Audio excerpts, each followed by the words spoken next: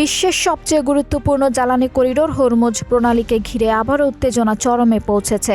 Iran প্রণালীটি বন্ধ করার পর এবার সরাসরি হুমকি দিয়েছেন যুক্তরাষ্ট্রের প্রেসিডেন্ট ডোনাল্ড ট্রাম্প। এমনকি প্রয়োজন হলে হরমুজ প্রণালীর নিয়ন্ত্রণ যুক্তরাষ্ট্র নিয়ে নেবে বলেও সতর্ক করেছেন তিনি। ইন্ডিয়া ট্যুরের বরাত দিয়ে জানা যায়, রোববার মার্কিন সংবাদ মাধ্যম ফক্স নিউজকে দেওয়া এক সাক্ষাৎকারে ট্রাম্প বলেন, ইরান যদি অবিলম্বে হরমুজ প্রণালী বন্ধের সিদ্ধান্ত প্রত্যাহার না করে তাহলে দেশটি ভয়াবহ পরিণতির মুখোমুখি হবে। তার ভাষায়, তারা সবকিছু হারাবে, এমনকি আলোচনায় থাকা প্রতিনিধিরাও দেশে ফিরতে পারবে না। দক্ষিণ লেবাননে ইসরায়েলি হামলা অব্যাহত থাকার প্রতিবাদে গত শনিবার হরমুজ প্রণালী পুনরায় বন্ধ করে দেয় তেহরান।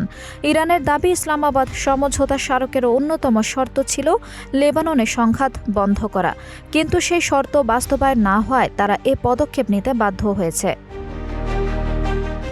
সাক্ষাৎকারে ট্রাম্প আরও বলেন, প্রয়োজনে যুক্তরাষ্ট্র হরমুজ প্রণালীর নিয়ন্ত্রণ নেবে এবং সেখান থেকে চলাচলকারী বাণিজ্যিক জাহাজ থেকে টোল আদায় করবে। এমনকি পণ্যের বাজার মূল্যের 20% পর্যন্ত কর আরোপের কথা উল্লেখ করেন তিনি। ট্রাম্পের দাবি, মধ্যপ্রাচ্য ও পশ্চিম এশিয়ায় নিরাপত্তা নিশ্চিত করতে যুক্তরাষ্ট্র বিপুল অর্থ ব্যয় করছে, তাই বিশ্বের অন্যতম গুরুত্বপূর্ণ জ্বালানি পথ সুরক্ষিত রাখার বিনিময়ে টোল আদায় করা যুক্তরাষ্ট্রের অধিকার। তবে ট্রাম্পের এই বক্তব্যকে কয়েক ঘণ্টার মধ্যেই কড়া প্রতিক্রিয়া জানায় তেহরান।